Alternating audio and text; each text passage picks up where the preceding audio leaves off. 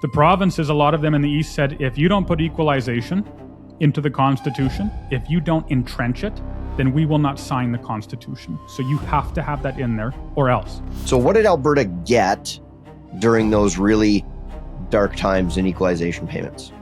That's a good question. And the answer is nothing. You'd have to go and change the Constitution, which means... Which, of course, Quebec has a veto over any change to the Constitution. Right. So the chance of Quebec voting to cut their own allowance is zero. It's about zero. It's zero. Yeah. So you're never going to see it change. Hey, guys.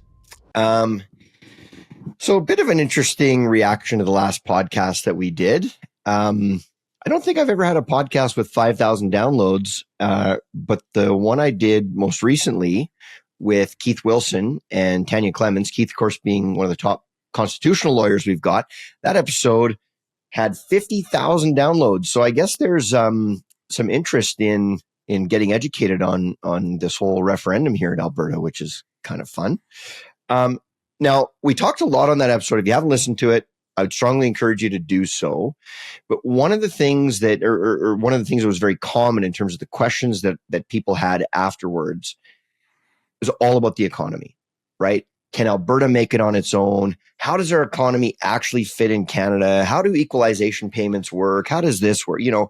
All those things. And, my goal with presenting you with this info, especially this at this time, is just to educate. All I'm trying to do is just help you all make a very informed decision when it comes time to this referendum. And so, I recognize that not all of my listeners are here in the great province, soon to be country of Alberta. But if you're not from Alberta, I hope you can take some interest in this, because it really is an interesting conversation to have. I'm learning a lot about the way that Canada works. I have a great guest today. His name's Tanner Hnidey. He's an economist. You're going to love this conversation. And Tanner's been doing lots of work to get ready for this. So anyway, new episode, Army of Great Men. Let's go.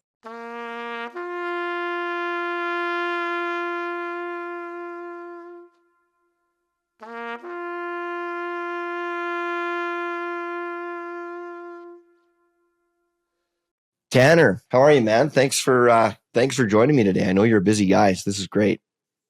Oh, I appreciate it. Thank you for having me on. Yeah. And I'm sure you're busy as well. Yeah, I've been saying to my girlfriend, I think they got to speed up this cloning program out there. I need 3 of me, like stats. There's not enough hours in the day. And actually, before we get going, I should mention to everybody something that we're working on. So we are close to launching a website that will essentially be like a central hub for all Q&A, anything to do with Alberta separation. So when, if you have a question about CPP or this or that or anything else, you'll be able to go on this website. You'll be able to just, search your question, look at a video. And so this is a great way to learn about all this stuff with your family, right? Your friends. Like when you're sitting around, maybe, you think but you're not quite ready to articulate it to your friends and family yet. You can just pull this website up, pull up these videos, go through them.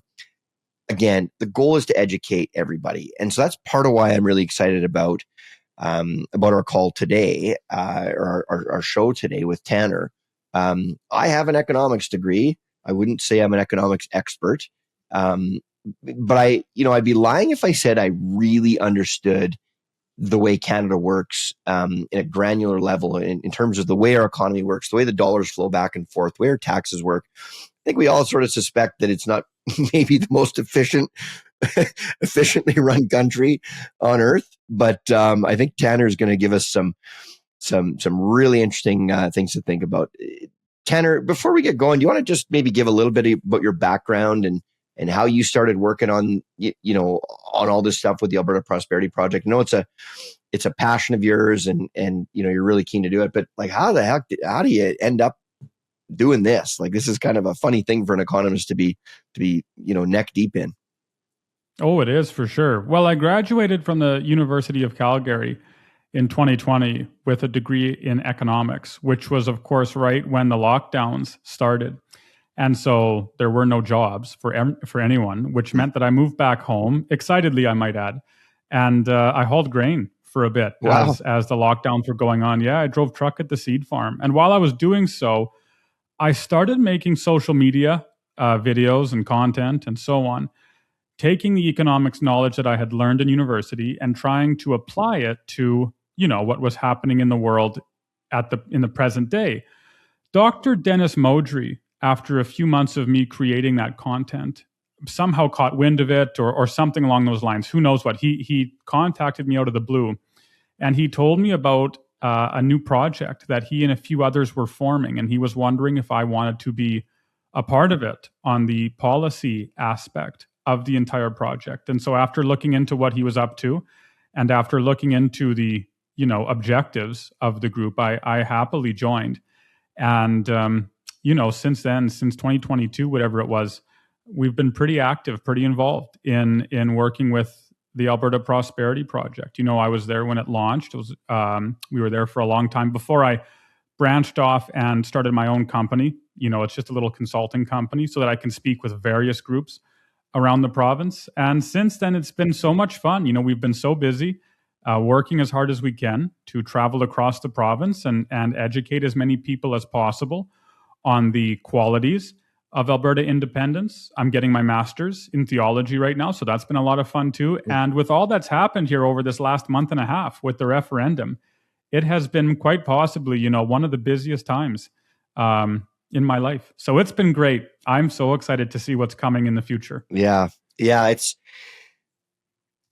We're one way or another, this vote will, change or determine a path for this province that, will be there forever. And it's without question the most important vote any of us as Albertans will ever have, one way or another, right? This is a big one. So yeah, it's neat to be kind of in the middle of this thing, right? Like I'm certainly not on the front lines, but I've got a pretty interesting seat at the table. I know you do too. And yeah, it's been fun to watch for sure. Tanner, let's get into some of the, I guess the biggest questions that people have, right? We've heard people talk about kind of the uneven weighting with the way that the government, passes out money in Canada and things like that. And I think one of the things that really confuses people is equalization payments, right? I think there's a lot of people that think that, Alberta at the end of every year just gets out their checkbook and strokes a check to Quebec for $14 million and this, and that is definitely not how it works. So the people that say, oh, that's not how equalization works. Well, yes, you're right, but it's not how they think it is either. Why don't you just break down for us, how does equalization work? Give us the history on it. What is this program? How does it work? Sure. I think that's a great question because, to be honest, the program of equalization also speaks to the larger economic structure of Federation of Canada and how the founding fathers wanted Canada to operate. So this is a fantastic topic because you're right.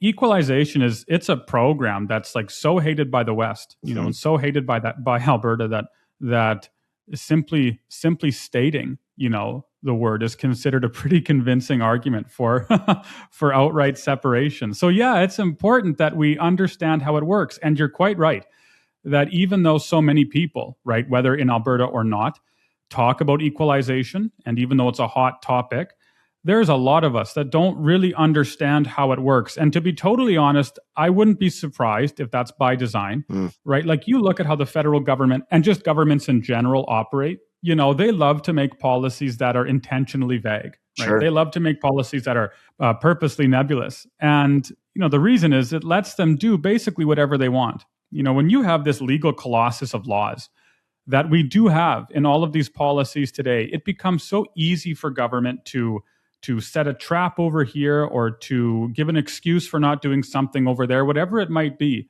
because the policies themselves are so complicated and convoluted, it's almost impossible for the everyday Canadian or the everyday Albertan to properly analyze those policies and then hold the government to account, as a consequence of it.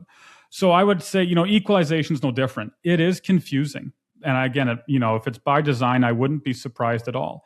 And what we tend to see is that, when people are arguing one way or the other, when it comes to equalization, they tend to start with equalization right now, in the present day. I don't think you can do that. I understand why people want to do that. The data is available very quickly for what equalization looks like and what the numbers are today and so on.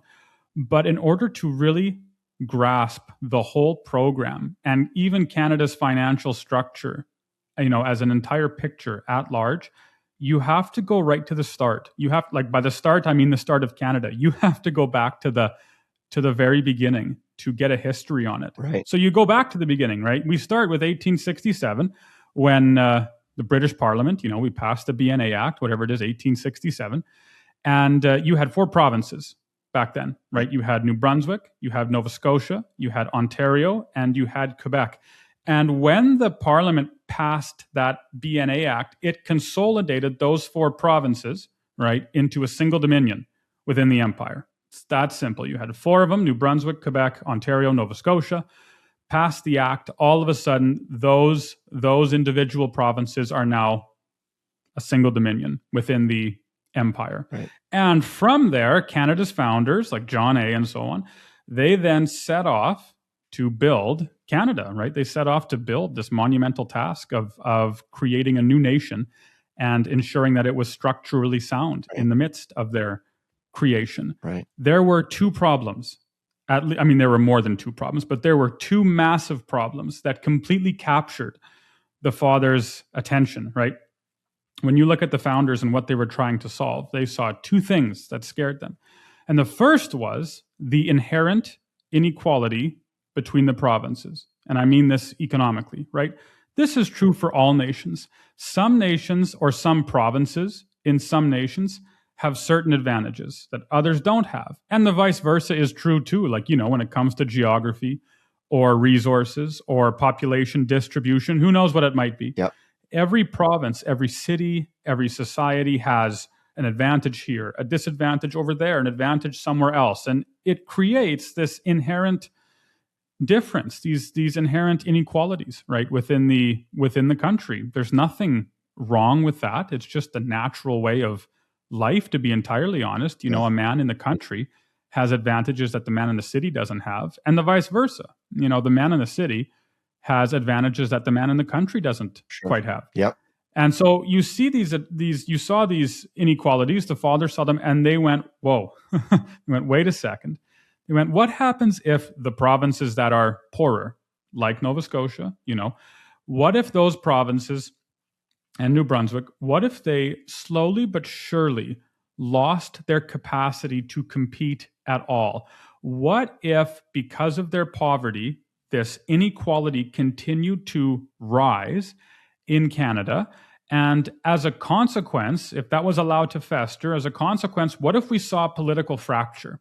What if the country died even before it started? If the poor provinces were poor for too long, well, maybe they'd defect. Maybe they would secede to America.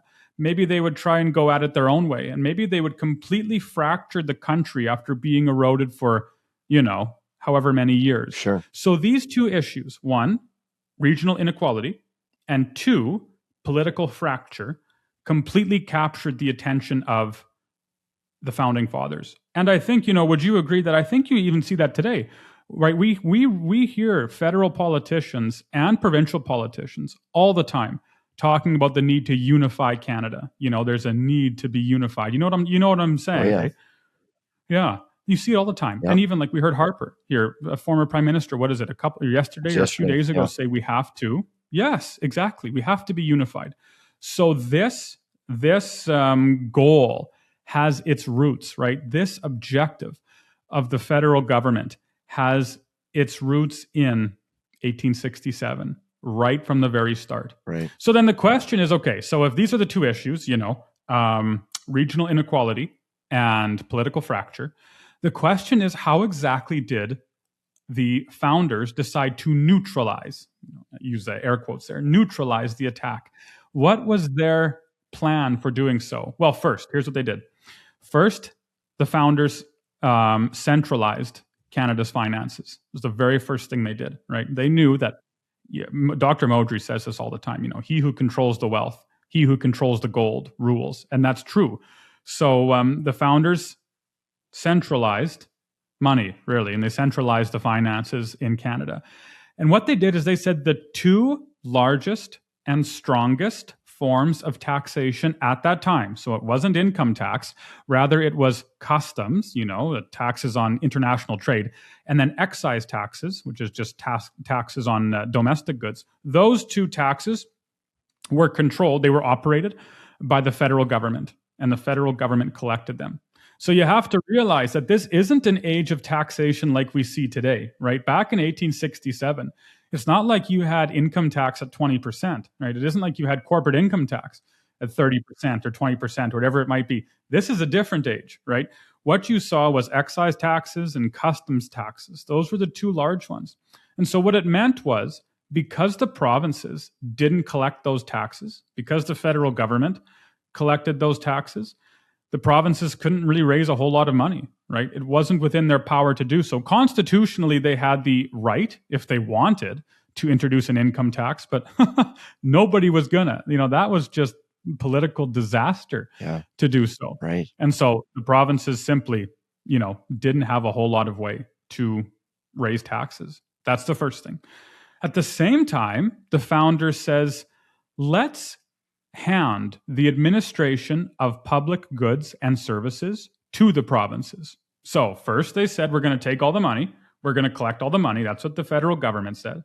And then they went, let's also give all of the administration for all of the public services like education and policing and courts and so on. Let's give that to the provinces. They'll be the ones to do it.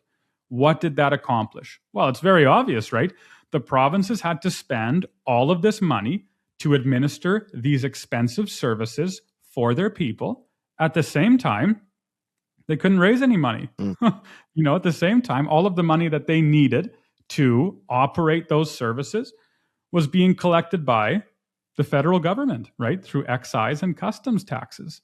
So what did this have? What did this do? What was the consequence? Well, the consequence was the provinces, out of options, had to go to the federal government, right? They had to march right up to the federal government and say, we need some money. And wouldn't you know it, the federal government was so generous, and they gave the provinces all of this money in the form of subsidies, the form of grants, et cetera, in order to keep the provinces dependent on the federal government and keep Confederation stable, right? Because there's no way you're going to secede if you are from the federal government, if you rely on the federal government to live.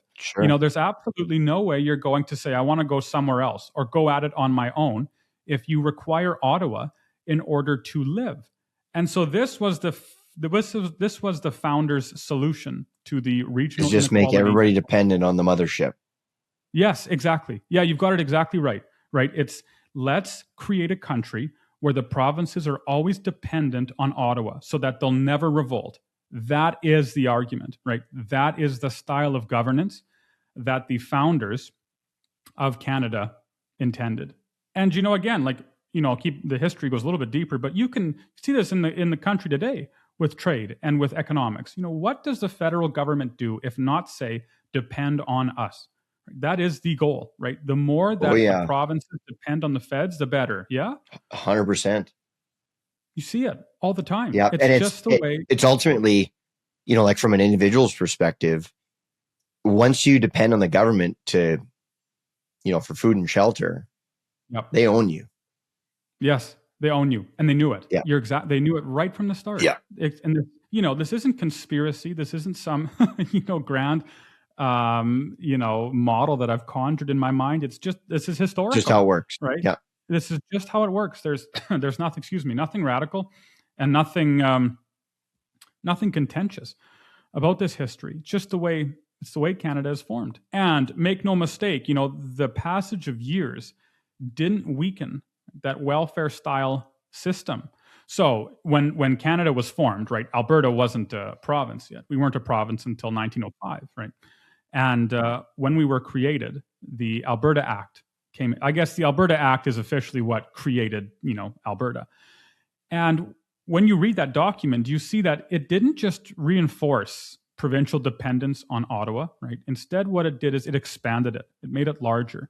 And here's an example, right? The provinces like Ontario and Quebec, they had control over their natural resources. That was the provinces. Right. Alberta, it wasn't like that at the start, right? Ottawa wanted to maintain a grip over the West, right? Put that West into a vice, a political vice. And so they didn't give Alberta mineral rights when the province was formed, even though Ontario and Quebec had their own mineral rights for their goods within their provinces. Oh, interesting.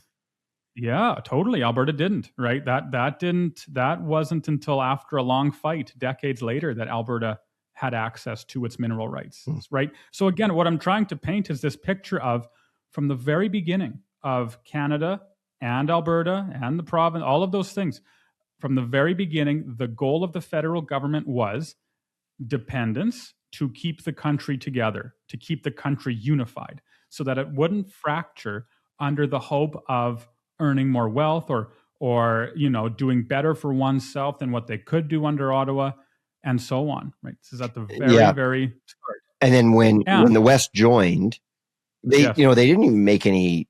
They didn't even try to hide it. The purpose of the West was to feed the East. Like in the way that Canada was structured, that was the goal. The resources of the West were to feed the East. Absolutely. Yeah. Right from the beginning, it's Ottawa, it's Ontario, and Quebec. Those are the heavy guns. They are the cannons of Confederation. And everything that happened after 1867 has been to, from a government's perspective, has been to serve those two behemoths. Because, as far as they're concerned, they are Canada. They represent Canada. So you had this situation then where the provinces were depending on the federal government, right, to survive, to live, and to stay unified. And of course, there was, dissension, right? There was dissatisfaction regarding this dependence on Ottawa, for sure. Certainly, it existed in Alberta. But a lot of that, not all of it, but a lot of it vanished, of course, with the Great Depression, right, in the late 20s and the 30s, right? When the Depression rocked the world to its core, which it did, right, you saw Canada's structural flaws. They were thrust into the forefront of the battleground. And so you had unemployment relief, you had food banks, right? You had all of these programs and civil unrest and everything, and all of this that was introduced because of the Depression. And the whole narrative changed from Ottawa giving you money to keep the country together to Ottawa giving you money in the name of national security, in the name of protection, right? The whole idea was, if Ottawa didn't give us provinces, give we provinces that money, the entire nation would implode and everybody would suffer. And it was just therefore unthinkable that Ottawa should ever stop. There was a commission in 1937. Can't remember what its name is or what to say about its name. But anyways, there was a commission that basically said, the founders didn't go too far in their centralization of Canada and their dependence of Canada. They actually didn't go far enough. They should go even farther to ensure that the provinces can never fracture and the country can never break apart. So after that, the 40s and the war and so on, we passed through a few years, and then after the middle 50s, I think it's like 1957, Quebec decided that, Ottawa has a bit too much power now. Ottawa's got a bit too much power, and we know that if they control the money, they control social policy, and they control the direction of the country, and they control our culture, which, as we know, Quebec doesn't jive with, right? Quebec wants to keep their French identity. Sure. And so to respond to that, what they did was they said, we're actually going to collect our own income taxes now. We're going to levy our own personal income tax. This was in like 1957. We're going to levy our own, and that way we can fund our own services, and we don't need to rely as much on the federal government. And therefore, we'll have more autonomy. We'll have more control over our affairs. That was the idea. The federal government, remember its goal. The federal government wanting to maintain that unification, air quotes, of Canada, said, well, this is totally intolerable. If Quebec does this, then somebody else like Alberta might too. Right. And then Ontario might do it, and BC, and Nova Scotia, who knows?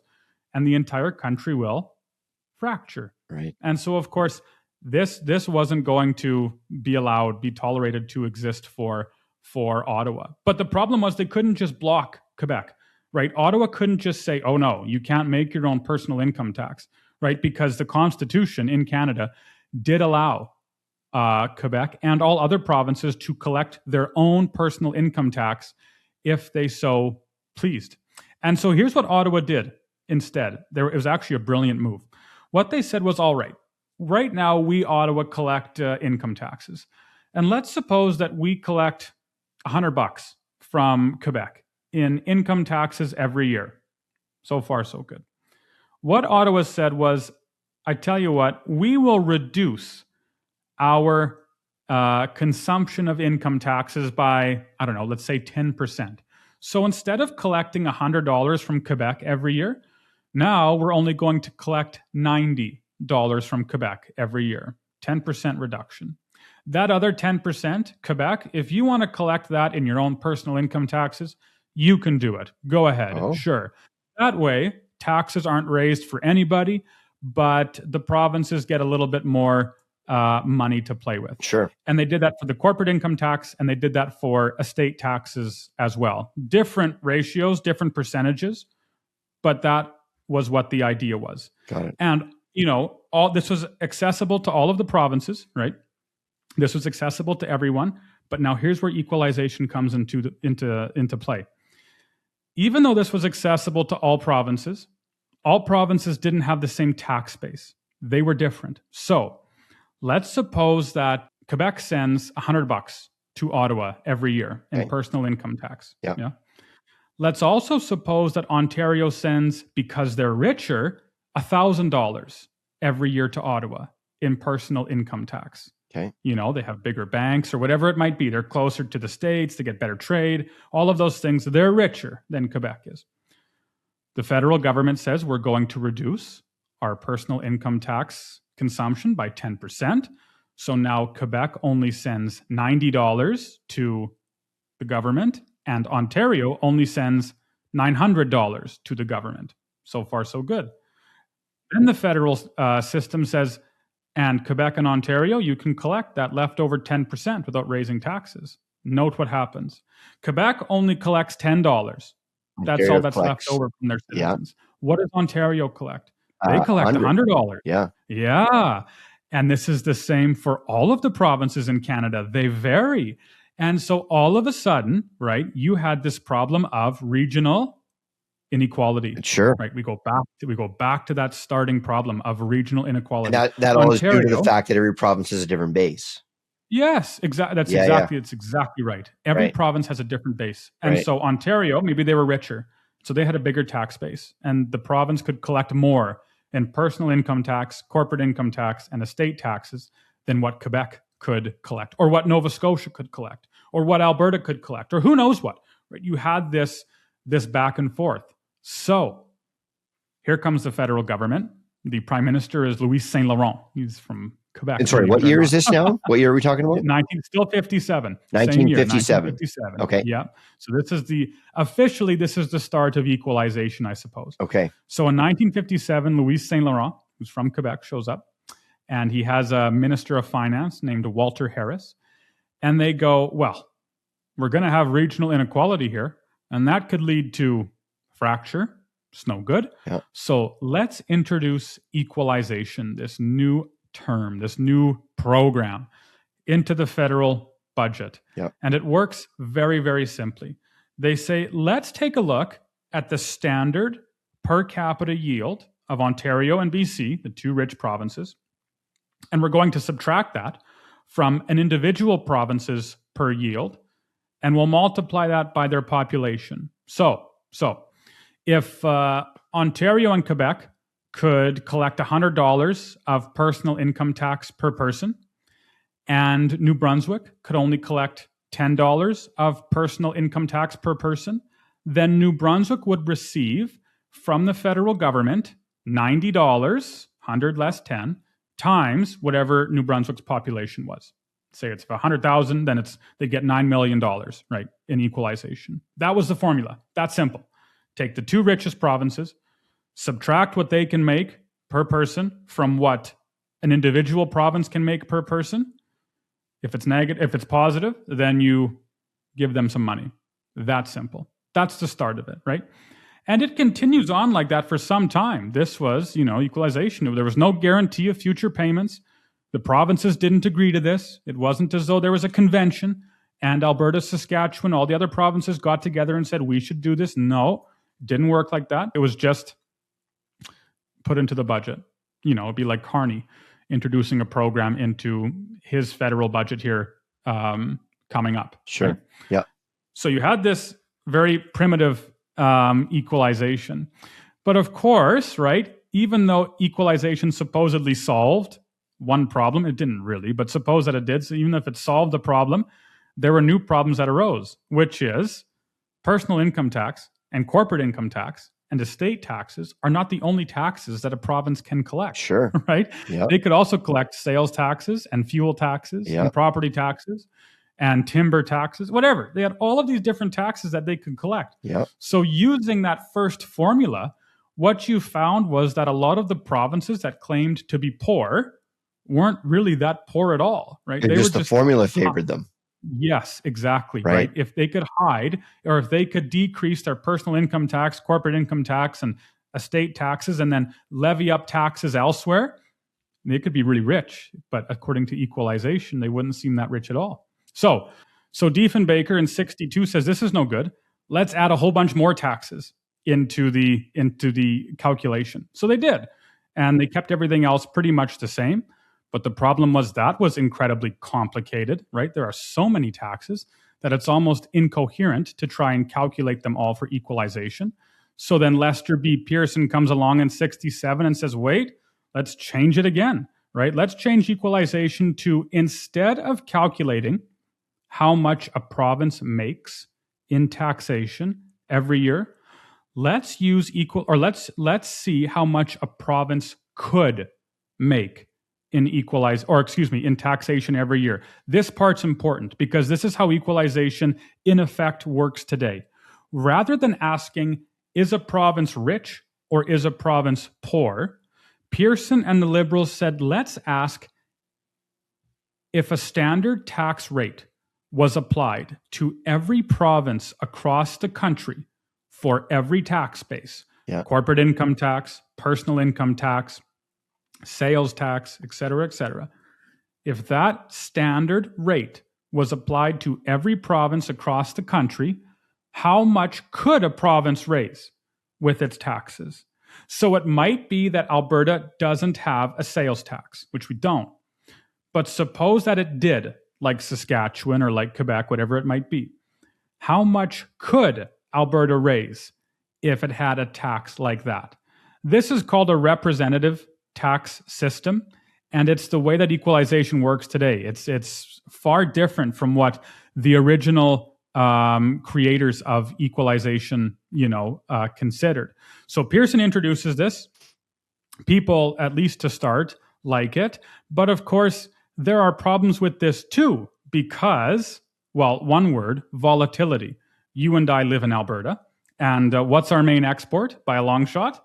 Energy. Oil and gas. Oil and gas, right? Of course, it's oil.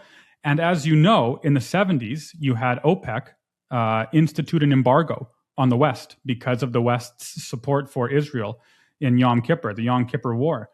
And so the price of oil quadrupled overnight in the 70s. And that happened again when the Iranian Shah was overthrown and Iran went to war with Iraq. Same thing, right? You saw oil prices double. So all of a sudden, Alberta, which was here before because our oil was suddenly in demand, went up like this. And the whole formula, the equalization formula, was thrown out of whack because, of course, Alberta became magnificently rich as a consequence of its resources. And everyone else was affected in that calculation because of that volatility. So now we get to Alberta's favorite prime minister, Pierre Trudeau. Oh, no. Right? Trudeau shows up. He's our second favorite now. His son. Yeah, well, you're exactly right there. Yeah, trophy for that one. No, exactly. So Trudeau shows up and he says, well, we got to stabilize this. This is no good. And we should ensure that no matter what, guaranteed, right, we're never, ever, ever going to lose this equalization, because with all of this volatility and with all of this uncertainty, right, the provinces, they need this. And so does the federal government forever and ever and ever. And of course, what Trudeau did was launch a constitutional convention, right? We know his greatest triumph, right, was the Constitution in 1982. And for all of Trudeau's moral failings, and there are a lot of them, right? He was a brilliant tactician politically, right? The man was a genius when it comes to navigating the political jungle, right? He was brilliant with that stuff. You have to give credit where credit is due. Right. So here's what Trudeau did. First, he instituted the National Energy Policy or program, which of course we hated because it was pseudo-nationalization, right? It was a pseudo-nationalization of Alberta's oil and our minerals. It basically made it government owned. They set the oil price. The federal government set the oil price. They created the Crown Corp, Petro-Can, and gave them a lot of advantage that the private companies here in Alberta didn't have, and so on. So we hated that, right, with a passion. At the same time, during the constitutional crisis in 82, or the convention in 82, the provinces, a lot of them in the East said, if you don't put equalization into the Constitution, if you don't entrench it, then we will not sign the Constitution. So you have to have that in there or else. Trudeau said, all right, I have a few demands. How on earth am I going to navigate this, right? Because on the one hand, Alberta and others hate equalization. On the other hand, all of these important provinces won't sign the Constitution unless we have equalization. So what am I going to do? And he went, well, tell you what, said to Alberta, I'll put equalization in the Constitution, but I will also put Section 92A in the Constitution, which guarantees your mineral rights and guarantees your control over natural resources. So if you can tolerate the equalization, I will give you that thing that you've wanted for so long. And Lougheed agreed. Alberta signed. And equalization was entrenched in the Constitution, as now a right. It's the government has a commitment to pay equalization forever and ever. So this leads to where we are today, right? The formula has changed for equalization a little bit, right? Over the different prime ministers, Chrétien and Paul Martin and Stephen Harper have all added little tweaks to the equalization formula. But the basic principle stays the same, which is if all of the provinces were taxed equally or instituted an equal percentage of tax on their people, how much money could each individual province raise? Then you figure out an average. If a particular province is above that average, it gets no equalization.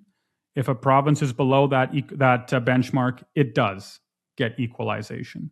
So I know that was a little long-winded, but it's important to see the history. Because it goes to Canada's markets as well. This idea that the federal government can never allow political fracture and cannot allow regional inequality to exist in the country guides the policy of Ottawa.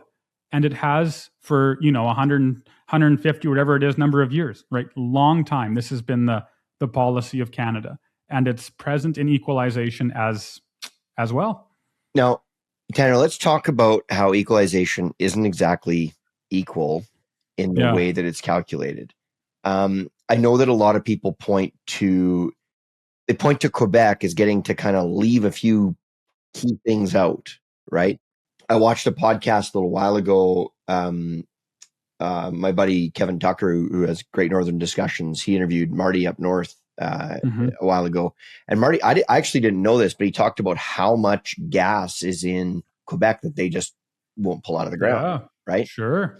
Somehow Quebec Hydro is doesn't get included in this calculation somehow. Can we talk about the way that Alberta is treated in their formula versus the way that Quebec is treated in their formula?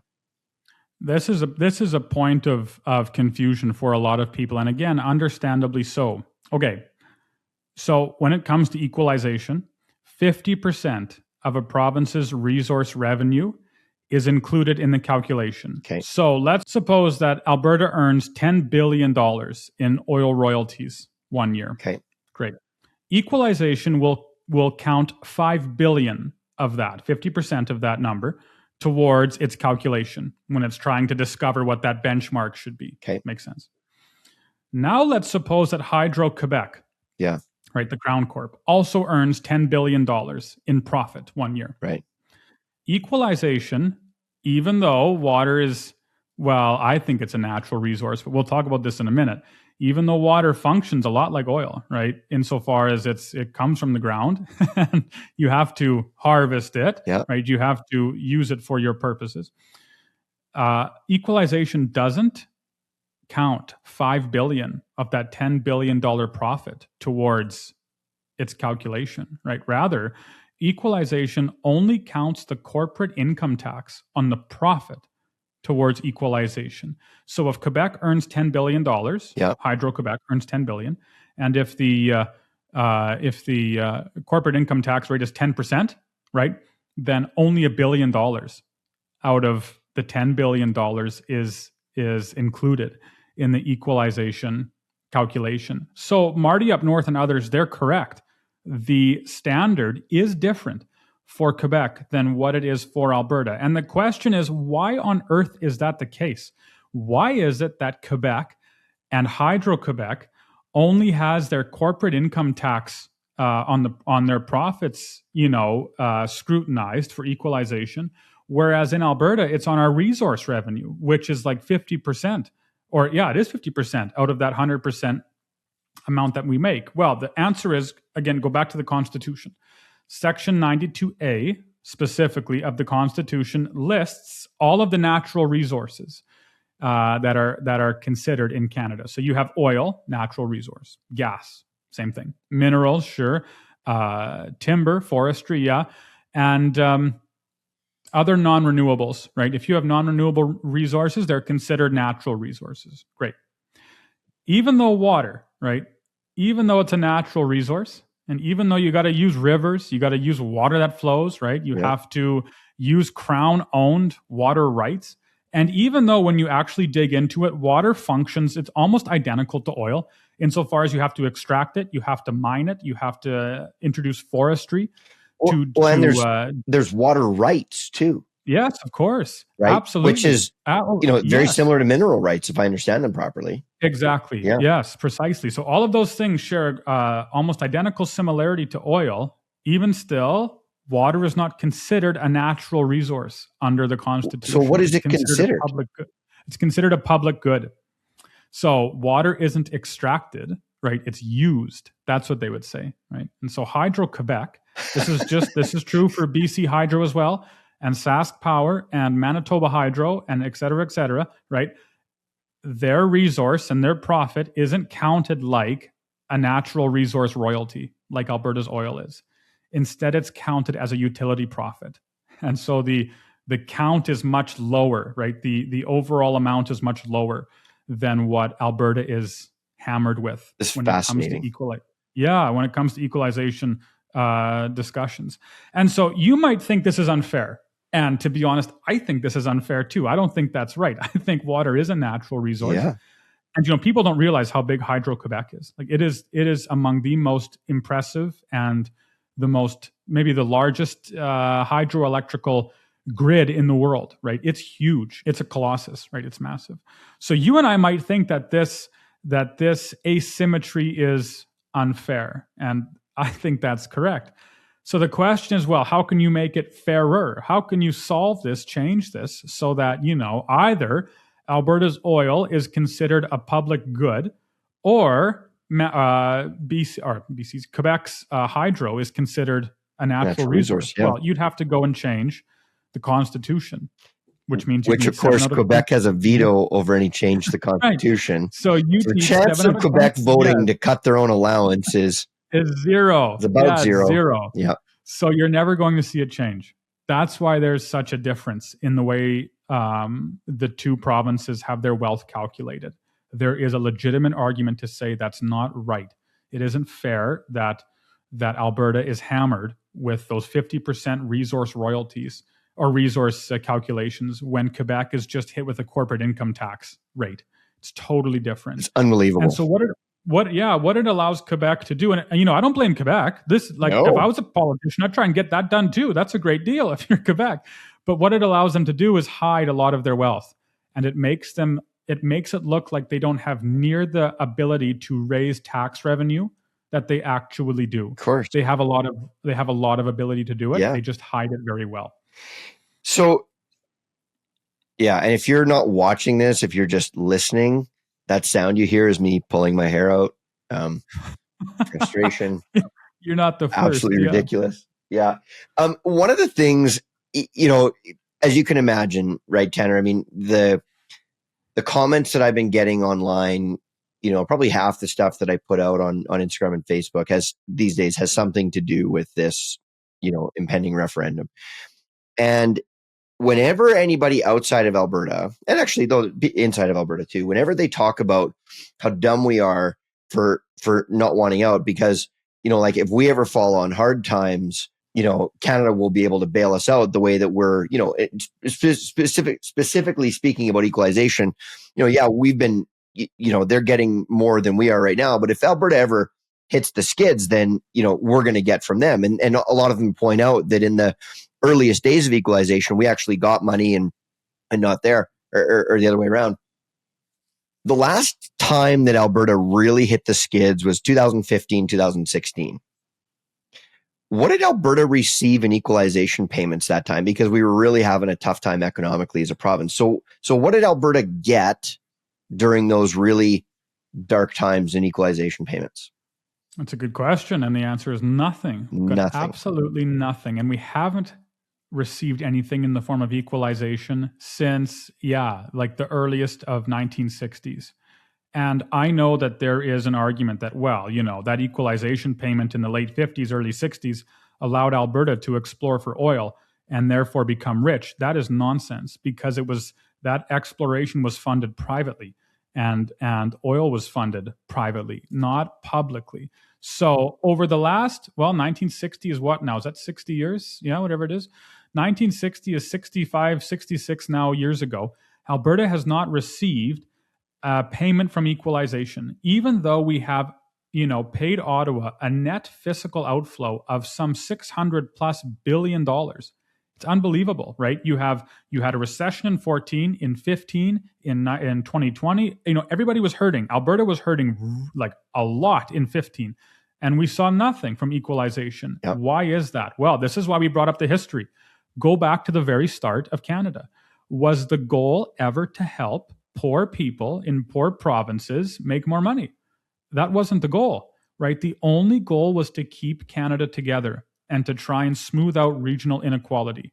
Okay, well, go to Pearson or go to Diefenbaker or go to Trudeau. Was the goal there ever to lift up poor individuals who were unemployed, who couldn't make the rent, who couldn't feed their children? Was the goal of equalization ever to see that those poor individuals were helped up out of poverty? And the answer again is no, absolutely not, right? Because look at how Pearson, and the same way we do today, look at how they calculate who gets equalization. It's not a calculation of who's poor, who's not poor. The calculation is who has the highest ability to raise tax revenue. If everyone taxed their citizens at the same rate, right? That's the question. That's all. So you might be hurting terribly as Alberta, as we were. And still yet, you would, if you taxed your people, instituted a sales tax, gasoline tax, et cetera, you still would have a higher ability to raise revenue than provinces like Nova Scotia or New Brunswick would. And therefore, no equalization for you. Right. And actually, we're going to take some of your money that you paid us to Ottawa this year, and we're going to give others that equalization. So, it isn't a program that is meant to help the hurting. Yeah. That isn't the point. And it never has been the point. And it's never going to be the point, because this is the way that Canada's structured. So I'm very glad you brought that point up, because it's a point that people too often miss. And I think they miss it to their detriment.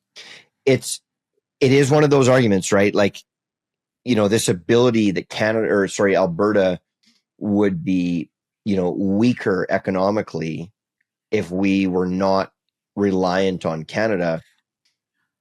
When you figure out how much Alberta pays for the privilege of being in this country every year versus how much we get back from this country, it's pretty lopsided.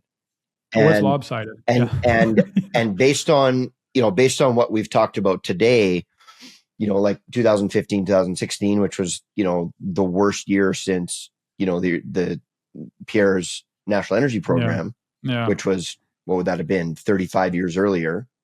Yeah. So we look at our worst year and we're still paying more than we should, right? So like this myth that we get this, this big soft landing from the rest of Canada when they'll pick us up when we're hurting is just exactly that. It is a myth. Yeah. It is, It's a myth. and we've seen it proven. And there is zero, as we talked about, with Quebec being the one who would have to agree to changing this, there is zero desire from them to change it. So like this idea that our economic arrangement within Canada is somehow this blessing that we have, or is this thing that protects us from certain economic doom one day because we're a one-trick pony because of oil, it doesn't hold water. It just does not hold water. Is that a fair way of saying it? I think that's a fair way of saying it. Yes. Like, again, the whole purpose of Ottawa is to keep the nation from fracturing by keeping everyone pretty dependent on Ottawa. It isn't to help those who are hurting. I can't stress that enough. And like you mentioned, we see that with the programs and the policies. If the purpose of the federal government was to help those provinces that were poor, like really poor, and help those people who were poor, then they would have structured programs like Equalization, incomparably different to the way that they actually structured them. I think when people realize that the goal is not to make men rich, but rather to make provinces dependent, the entire apparatus becomes much more understandable, if that makes sense. I think if you look at Equalization from the vantage point of the federal government is just trying to help us make some money and, stay afloat, it doesn't make sense because the formula doesn't work and the history of the program proves something completely opposite. But if you approach it from a vantage point of the federal government wants provinces to be totally reliant on them so that the provinces will never go about, governing in their own way, then Equalization makes sense. Right. Tanner, have you, and I've heard different numbers here. I've heard as low as 25 billion. I've heard as high as 43 billion.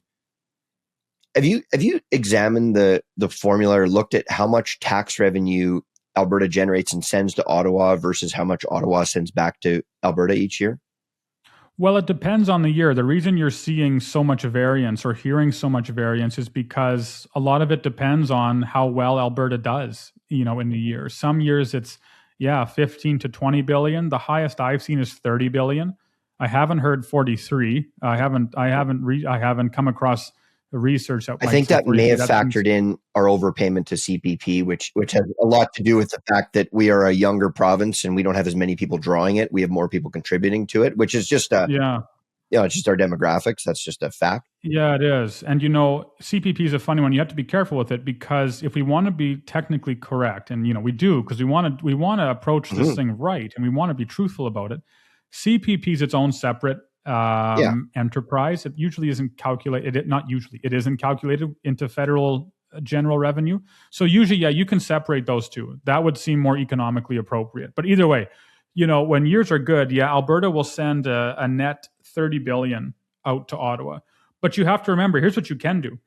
So Alberta sends 30 billion to Ottawa more than it gets back, say in a year. That's not an outrageous estimate. Yeah. Right? It's a lot of money, 30 billion. Oh, you could do a lot with that. But then you have to remember that, we could invest that 30 billion if we had kept it here, put it in a mutual fund or something like that. Yeah. And we could watch that fund grow over a period of years, right? Like let's say 20 or 30 or 40 years, who knows what, so that when it came time to cash that fund, right, we would literally have trillions of dollars. You think about, and the reason I'd say that is because since the 60s, Alberta has contributed net more than $600 billion to Ottawa. And just to make it really clear for everybody, what that means is if you take all the money that we sent to Ottawa versus how much we got back in federal support, it's over $600 billion that would have stayed in this province. And I'm just going to say, I don't think anybody up until the last little, call it decade, 12 years, whatever it's been, we were kind of okay with carrying our weight. We recognize we're lucky to have these resources. We're blessed. But then when it started to get to the point where there was zero gratitude for it, and our vote, I mean, like, I think we're going to get a federal election here very soon. And my prediction is that it's declared a Liberal majority before the first vote in Saskatchewan is counted. I'm going to call it right now. And then when this lifeblood that we have, this wonderful oil that's there, that's the most, like it's if you look at it from human rights standard or environmental standards or whatever, it's the best produced oil on the planet, right? In terms of our environmental standards and our human rights standards. You look at this and you're like, why won't you just let us sell this to the world? Why won't you just let us, build pipelines, do this and everything else? And people have just had it. So it's like, look, I'm done carrying the economic freight for this country. I'm done with it. If you don't respect it, if you don't want it, then fine. We'll do it. Yeah. We'll do it on our own. And I think that's where people, like, I talk about it all the time, Tanner. When it comes to the people who've decided that they want to vote for independence, every single one of them had a line that was crossed, right? Like, for a lot of people, it was the last federal election where we thought for sure we were getting rid of the Liberals, and then no, we're going to keep them around. But everybody else had their line in the sand, and they went, okay, that's it. Like, I'm not going to take this anymore. It's time to move on. And so, the people on the outside, I hear it a lot. Well, you guys are just lucky to have this oil under the ground, and you should pay more and you should do this. I think everybody's okay with paying a little bit more, but within reason, right? And then when it gets to the point where we look at, okay, now we look at Canada economically as a sinking ship, and we could look at this and go, look what we'd be on our own. We think we'd be incredibly strong on our own. Do we want to go down with this sinking ship, or do we want to prosper on our own? And when the fact that the rest of the country tells us on a daily basis how much they dislike us, it starts to get easier and easier to make that decision. So, yeah, exactly. The problem I have with, you're right. We hear that argument that, you guys are just lucky, it's just pure coincidence that you have all of this oil underneath your feet. Yeah. There's no reason that you should profit from it. The problem I have with that argument is that it just assumes that the oil is it's just extracted from the ground with no issue at all. Like, do those individuals not understand how much capital goes into trying to harvest oil from the oil sands? First, you have to look for the oil. Then you have to, once you've maybe found the oil, drill for it, hopefully. And maybe you'll find, there is risk involved, and there is hard work involved, and the roughnecks are out in -40, and the machinery that's needed is unfathomably huge. And there, we have to sell at a discount, and you got to find buyers, and all of these different things come into play when it comes to Alberta's oil, or any other resource for that matter. So if you want people to produce the oil, which we do, then you have to give them some profit back in order to recuperate their investment and to make it worth their while. So when those commentators say, "Oh, you're just lucky to have the oil," that isn't true. We're blessed to have it. That's right. But it's not like it was pure luck that we decided to start, or that we started selling it. Well, and then to America, go further with that, right? Tanner, look at, like what Marty said on Tucker's show about, like, I didn't know that Quebec had so much gas, right? That they're just refusing to do. Yes. And so what's interesting is, like, they get paid in equalization payments. They get paid either way. So it's sort of like saying to a kid, okay, I'm going to give you an allowance of $20 a week, whether you do the work or not. And if you go and get a job, and in that job, if you go earn $15, I'm only going to pay you $5. Yeah. To get you to 20. Exactly. Right? Why would you work? So, like, if you're Quebec, like, why would they do it when they're getting paid either way? Right? Like, they're you know what? Yes. They're disincented in this way to go and stand on their own 2 feet. Yes, and this actually was precisely the argument of the Atlantic provinces when Brian Mulroney was prime minister. Mm-hmm. I think it was Mulroney. Yeah, it was.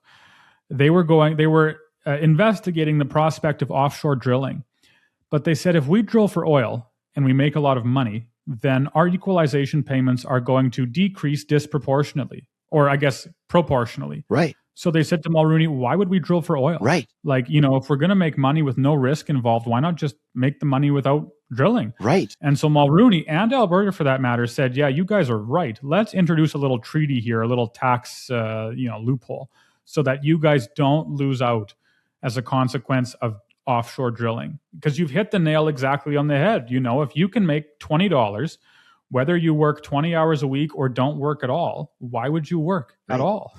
Yeah. And this sentiment is prevalent just in humans. This is the way mankind works. I would sooner, pursue something I love than go to the shop every day, or the warehouse every day, or the house to build every day. I'd rather spend time with my family or do who knows what. And so if I can make that same amount without working, I'm not going to work. It's another problem of programs like this. De-incentivizes the creation of wealth. Drives me nuts. It's crazy. Yeah. Yeah. Okay. So we're at the top of the hour. We'll go just a little bit longer here. We got a couple more things. Tanner, this notion that Alberta could not survive on its own, right? As a province, we could not make it economically on our own. We're too small. I'm not talking about trade or anything else. I'm just talking about the pure economics of this province. If we are on our own, in your opinion, do we survive as a country? Yes, no question at all. No question whatsoever. There'll be challenges for sure. No one's denying that. But I have no doubt whatsoever that if independent, Alberta would not only survive as a nation, but thrive economically as well. Yeah. And I think anybody who's done their homework would look at this and agree with what you're saying. I'm starting to understand why the attacks against this movement are starting to get louder. Right. And you knew they would, right? But as you were telling these stories about the history of equalization, how this all works and all this stuff, what I kept thinking in my head is, well, yeah, no wonder they don't want us to go. Yeah. Because, we're paying their allowance, right? That's totally what's happening. Yep. And, the truth is like in that scenario, with that kid, right? And this is a very, maybe an unfair analogy, but it's the one I'm going to go with. So that thing where you got the kid you're paying the allowance to, and whether they work or not, they get $20. Well, why would they work? Well, the best thing for that kid is to stand on his own 2 feet, because maybe if he starts working and working harder, maybe he could make 30, maybe he could make 40 if he actually, had that entrepreneurial spirit. And, part of me wonders if the very best thing for those other provinces, the provinces that are kind of at the teat of Alberta right now and have been for 70 years or whatever that number is, 65 years, maybe the best thing for their long-term prosperity would be to stand on their own 2 feet and start developing their own resources and start to, pull their own weight. Maybe it'd be better for everybody, right? Like, I think a lot of people look at this and go, the rest of Canada would be screwed without Alberta. Maybe going without Alberta would be the best thing for them, because it would force some more entrepreneurial spirit and force some capitalism and force them to get hungry. Maybe that's a pipe dream, but who knows? No, but I have no. You have to remember with the way the nation is set up, it is not Alberta's jurisdiction to ensure the viability and the success of the other provinces. Yeah. That is not what the government of Alberta and the people of Alberta are commissioned to do. We are to serve, the province first, right? The more decentralized you can make society, the better society is. So I am a firm believer that if the family is functional, then the city will be functional. And if the city is functional, then the jurisdiction will be functional. And if the jurisdiction is functional, then the province will be functional, right? Rather than the inverse of, if the big government's functional first, then the smaller institutions like the family, like the city, like the society will be functional as well. I think that has it completely backwards. So, It sounds so harsh, but the truth is, yeah, Alberta has to serve Alberta first. That's what the government and those servants of Alberta are tasked to do. And the same is true for New Brunswick. The same is true for Nova Scotia. The same is true for Newfoundland and for BC. Right? All of those individuals, all of those servants of the province in those provinces should serve their province first. Mm. And I think you would create a far healthier society on the whole than what you have with this ingrained culture of dependence. I think you're exactly right. Yeah. Yeah. It's really interesting. Like I have to say, Tanner, that thought, that concept hadn't occurred to me until today when I learned this history. But yeah, super, super interesting thought. Yeah. Yeah. This was great. Yeah. Tanner. So the whole, go ahead. Yeah. No, you go ahead.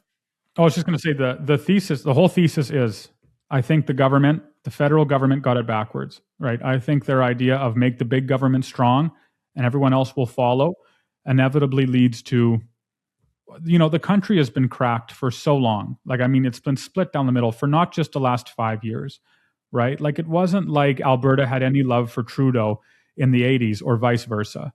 It's been a dysfunctional country for a long time now. In spite of Ottawa's best attempts to keep painting over the problems, they still exist. Amazing. Yeah, you're right. Tanner, thank you not just for your time today, but I know how much work you put into this. You did a wonderful job of telling this story, and I know this isn't the most exciting stuff out there. Even for an economist, this is not the this is not exactly riveting subject matter, but the history is important, right? Yes. And I'm glad that you did it the way you did, because without understanding the intention of the way this was set up, it's hard to understand how it really impacts us. And also, it really cements for me, and I'm guessing my listeners as well, it really cements for me the fact that this isn't going to change, right? Like the way that this formula is, the veto power that Quebec has with any change to the Constitution, the way that it's calculated, the way that it's not calculated, with Quebec Hydro and things like this isn't going to change. So this pipe dream that no, we'll just fight for a better deal. Like, don't quit, Alberta. You're a traitor if you do that. We'll just fight for a better deal. The better deal isn't there. This is the better deal. The deal we have if we stay in Canada, this is it. This is as good as it's going to get. And so if you are under the impression that one day we're going to wake up and equalization is going to be changed or this or that, or we're going to get to keep more of our money, guys, that is not happening. It is not happening. And we've had it proven time and time and time again. So, Tanner, with that said, we're going to stop it there. Thanks everybody for tuning in. As I mentioned at the top of the show, this website of ours is coming out soon. I believe it's albertaschoice.com, if I'm not mistaken. Don't quote me on that. But follow me on Instagram and Facebook. When we launch it, you're going to see it. And also, if you haven't subscribed on YouTube yet to the channel, subscribe. Army of Great Men. We're going to be putting way more content on YouTube. So, please subscribe there so you don't miss it. And just in case you missed the Instagram post. Tanner Hnidey, thank you, brother. This was awesome. Thanks for your time. And you did a fantastic job. This was great.